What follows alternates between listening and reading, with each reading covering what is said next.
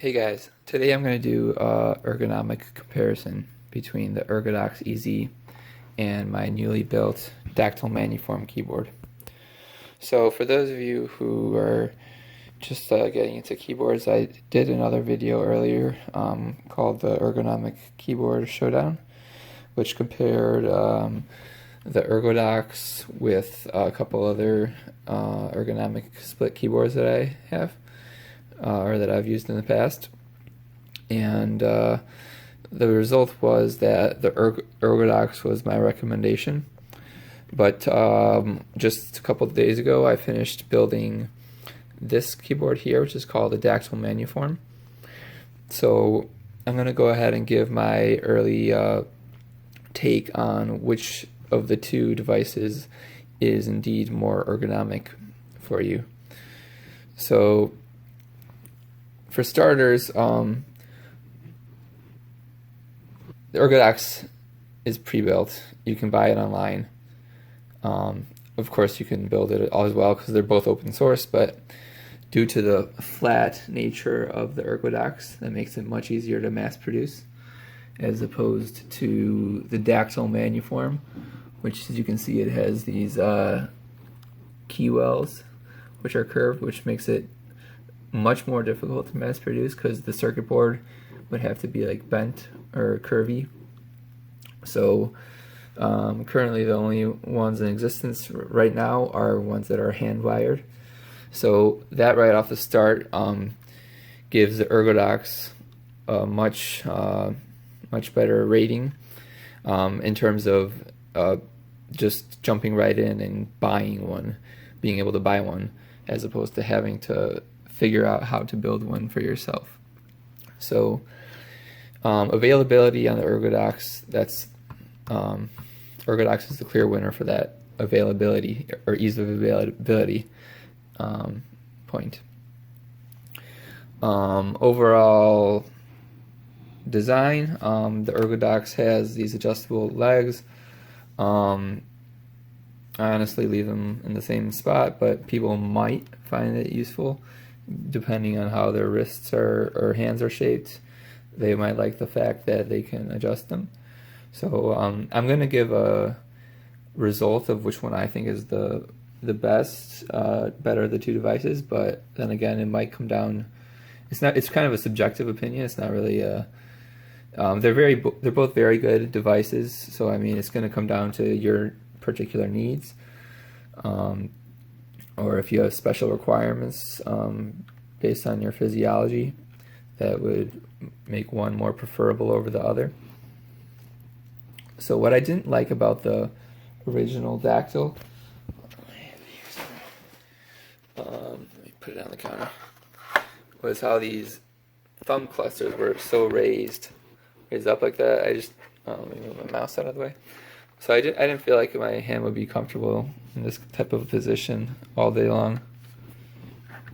I felt it was too, it's not like terrible, but I just felt it would have been non-optimal from, or at least the way let me roll my sleeves up a bit so you can see my wrists. It just, I don't know, my thumb was just like really like way up there, and just I didn't feel it'd be very relaxing to have it in that position all day. You may feel differently though. But anyways, so that one's out of the question. So on to the Dactyl Manuform. By the way, I'm using the Ergodox EZ wrist rests from ZSA, the maker of the Ergodox EZ, with these. So it's actually a good thing to note. I've been using the Ergodox EZ for over a year now, and I've never used the wrist rests with them. I just didn't find them that useful. I always like to put the keyboard at the very edge of my desk and then align my chair up perfectly with the edge of the desk, so I can rest my elbows and just kind of free float it like that. However, I noticed, although I'm still really early on with the Dactyl Manuform, maybe I just gotta adjust my chair a little bit better. But so far, I mean, yeah, I guess I could do that too. Either way, this wrist rest goes pretty well with the Dactyl Manuform. One thing to note though is that if you add a wrist rest, some of these lower keys might be a bit more of a difficult to reach, because when your hand's a little bit lower, you can reach those keys easier, but when it's raised, it's more of a stretch. So that's one trade-off you'll have to consider when deciding whether or not to use a wrist rest, as opposed to having it at the edge of your desk and lining up the arm of your chair so your hand just comfortably sits right on top of here without having to really reach. I do have an adjustable desk as well, so I can lower it a little bit. That might make it that's a little bit more comfortable. So now I have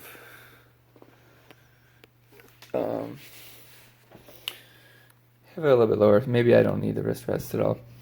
So anyways, another consideration is how your hand can rest. So what I liked about the Ergodox EZ is it's got a nice flat bed, so you can kind of let me move my chair to the side a little bit so it's more comfortable. Okay, so when you're at rest, instead of having your fingers like in the ready position all the time, you can kind of rest your fingers flat on top of the keyboard. Kind of have them support your fingers like that, so you don't really have to strain yourself when you're thinking for a while without doing any typing. Let's move back to the Manuform. So here you have a little bit more of a curvature, so I'm still early on in the evaluation process of this keyboard, but you still can kind of rest your hands on there like that. It's you might have to adjust your angle a little bit, but it can be done still. So I'm able to rest all my all these four fingers like that, and my thumb as well. So yeah,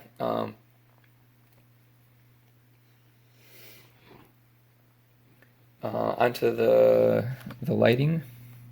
So with it, one thing that's good about the Ergodox EZ, it has the option for glow, which they have LEDs put into each of the switches, or right above each of the switches on the main grid, which is pretty useful for getting learning your key layouts, where you put the buttons.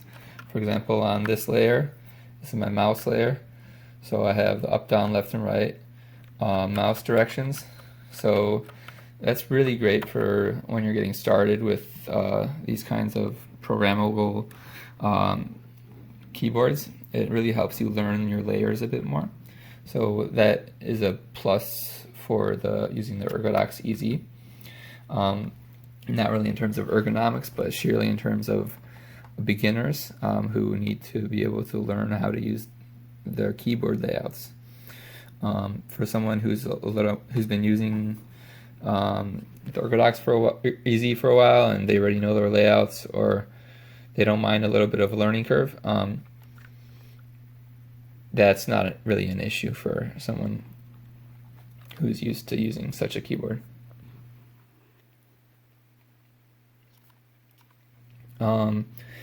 So as I mentioned earlier, this one's fully adjustable with the height. I do, however, find the curvature of this device to be much more ergonomic in terms of the thumb cluster. I can easily reach all of these buttons, all 6 of these buttons in the thumb section, whereas over here, depending on how I have to really, I have to move my hand like this to get to some of these 3 buttons up here. And another thing to note is the staggering of these columns. So there's a slight stagger here. You see this one's a little bit lower than this column and such. It's much more pronounced on here, where the pinky column is much more lower. sorry, maximum record time was reached. As I was saying, so on this keyboard, you really don't have to reach that far for hitting the P key with your pinky, because it's even elevated as well. So that puts that key right there, right next to your pinky, so you really don't have to reach it all. Whereas on like the Ergodox, I mean, it's a little bit more you have to reach. Not much, but without that extra elevation and shifting. Like on this one, it's right there in my resting position. Like my corner of my pinky is almost touching it right there. Whereas over here, this is like my resting position. I have to reach that little bit extra. So it's just kind of a minor difference, but it's noticeable in the long term. Another thing I noticed when learning how to use the Dactyl Manuform is see how raised this pinky set of keys are. That'll actually help you in terms of correcting some typing habits you have. So, for example, you're really supposed to type the letter P with your pinky. On the Ergodox, I had been in the habit of using my ring finger. So I would just go like that, you know. Maybe it was a habit of that I developed when using the a staggered layout like this. I don't know, maybe it was a bad habit I picked up, but it's something I definitely noticed. Also on the left hand, and typing the letter Q, for example. If you try doing that with your left hand, your finger will sometimes bump into that column because it's raised. So that'll kind of dissuade you from trying to use the wrong finger to type. So it's gonna really, it might be a bit of a change for some of you. If you are just stubborn or for whatever reason, or you have issues with your pinky, or then you definitely would want to go with the Ergodox EZ, because it gives you the more ease of using your ring finger for doing these rightermost columns. However, if you don't have any issues with all 5 fingers on each hand, then I would recommend using the Dactyl Manuform, because it can teach you some better practices, so to speak. Why are they better practices? I don't know, but theoretically this is what people recommend, and it was designed that way to encourage this. So yeah, I think those are some of the main points I might want to bring up. So with the curved keywell, I ended up going with DSA, all the same height keycaps, because the keyboard itself handles the curvature. You don't need sculpted keycaps. On my Ergodox, I do have DCS keycaps, which are slightly sculpted.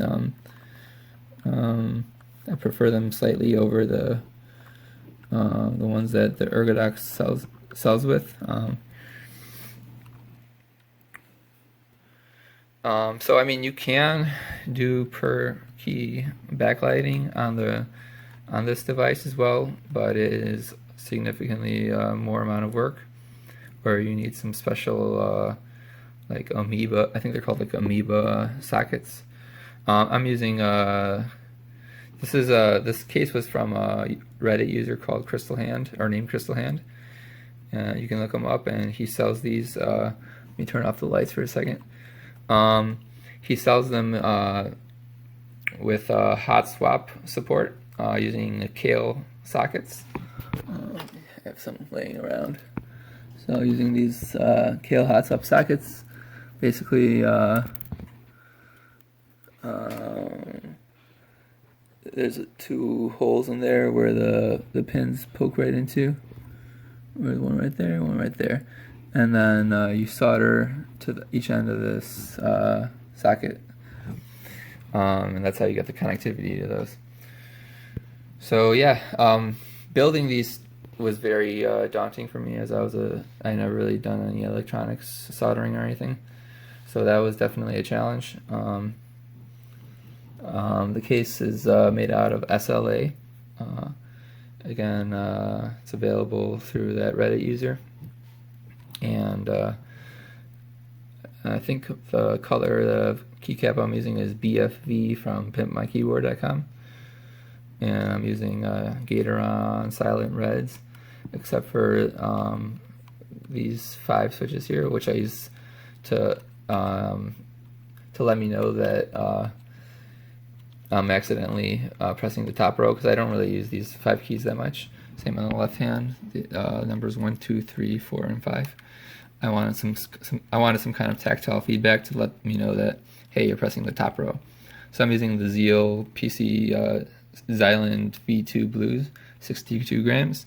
And then, as I mentioned, all the other ones are 55 gram silent linear Gatoron Silent Red. And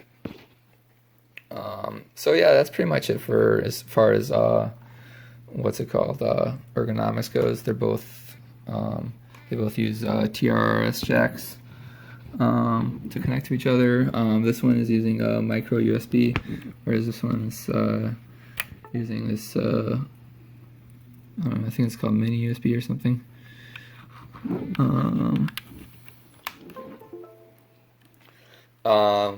I went ahead and added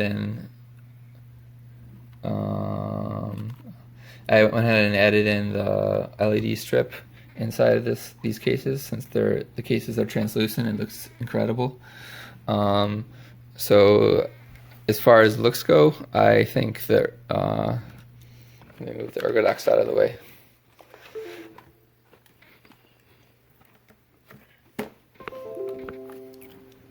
So I was just showing you, this is the connector, just standard micro USB for the Dactyl Manuform. All right. So as I was saying, I think as far as looks go, I mean, looks aren't everything, but they are something to some people. So let's go do a quick. Let me put them side by side. All right. Doing. All right.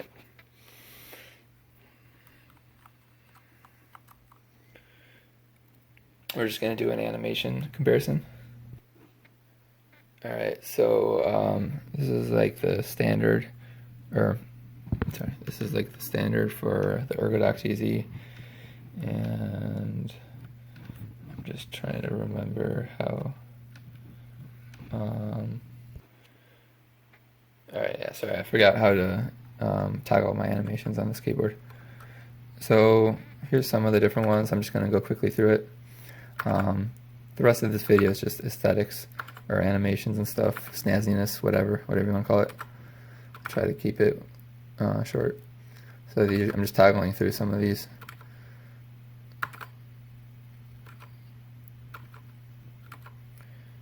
So this one's probably the snazziest one.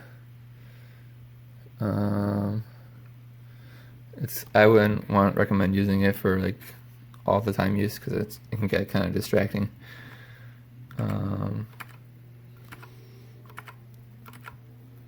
I normally have it set on this. I just use it to know that my keyboard's plugged in, so I don't start mashing on my keyboard and then nothing happens. I like to know that my keyboard's plugged in, and the LEDs provide a good indicator of that. So that's one thing I like about having some kind of LED on it. Oh, another thing good about the Ergodox is it has a layer indicator. It's 3 LEDs. Combination of the LEDs indicates which layer is active on your keyboard. So this is my mouse layer, this is my arrows layer, the 4 green arrows. I have a symbols layer here.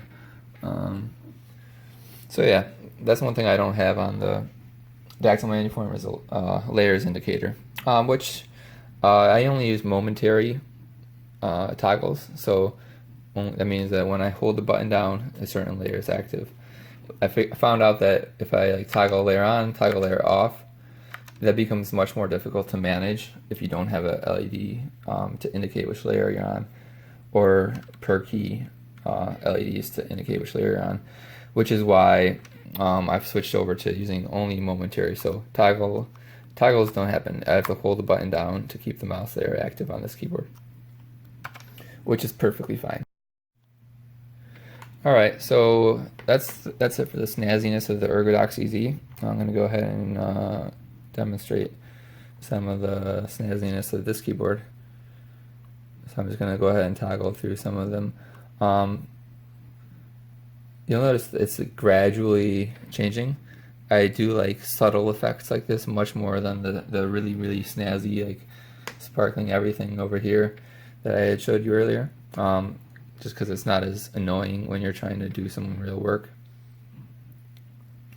So you can see it's a nice, subtle, gradual effect that you can notice here.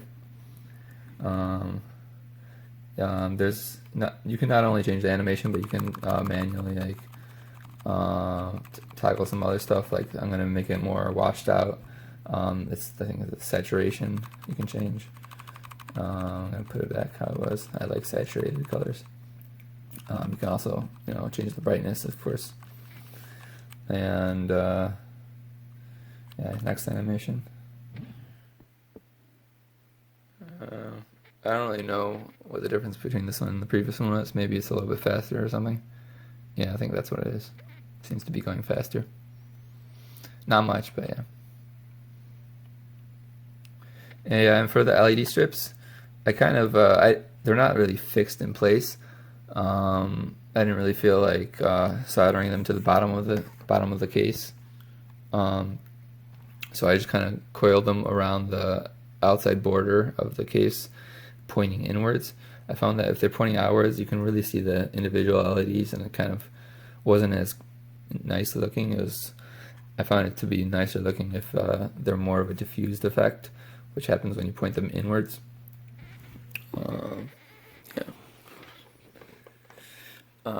So let's go to the next animation. I think, yeah, this one's just going even faster.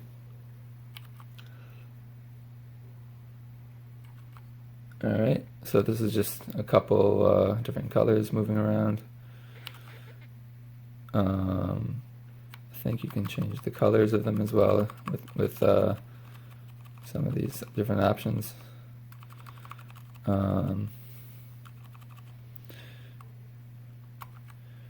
I think there's different speeds, different directions. That was funny. Alright.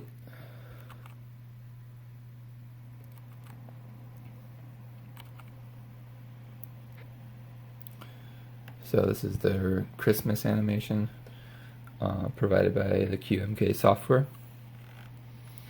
So all these animations are come standard with the QMK firmware.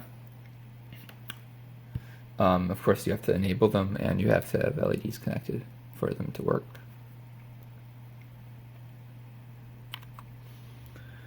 I believe we're back to the start. Yeah. I think we are. No, we're not. Okay. So I skipped through a bunch of them. I don't know. They're all. There's a lot of them that are kind of similar. This one's a little bit different. It's just going through different colors, different halves, pulsing a bit, or at least it was. Yeah, there you go. You can change the colors, as I had mentioned, depending on which color you like.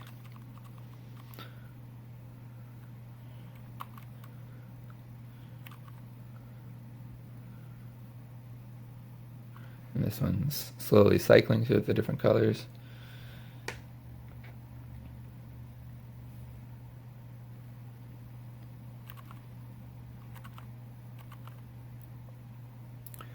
And now I believe we're back to the beginning. All right. So which one is best for you? It depends on your hands and your wrists and your shoulders and such. I will say I am seeming to prefer the Dactyl Manuform more, though. It is more difficult to make. It will take you some time to learn how to do it. There are a couple places you can buy them online pre-made. However, it may cost you. I know one place is O keycaps. They're pretty expensive, but yeah, they do a good job supposedly. And I did see another place called protocases.com or protocase or something like that. They offer much cheaper. However, they use a cheaper type of plastic. I think it's called FDM or something. These are 3D printed. However, this case I'm using is rather high quality. It's made out of SLA plastic, unlike most of them, which is using FDM. So it's very, very smooth, no sanding required, and it comes in a translucent blue type color. So yeah, there you have it. Overall, I do think that the Dactyl Manuform is going to be serving me in the future a little bit better than the Ergodox EZ has been. Again, they're both great keyboards. However, I do think this one has a couple more thumbs up for me overall in terms of ergonomics and looks. And yeah, so overall I think, sorry, my phone stopped recording because it overheated. But anyways, yeah, so I was just concluding that I do choose the Dactyl Manuform at this moment in time as my preferred device. So you may disagree. You might find that the Ergodox would work better for you, or you may even have a different keyboard that works better for you. Another interesting one I saw online is called a demote. It has the thumb cluster like kind of completely sideways, so you kind of type like that. But anyways, I think this one is sufficient for me. I think the sideways thumb cluster might be kind of weird. But anyways, just letting you know that there are other options out there for ergonomic keyboards, and you really should do some research and find one that works best for you.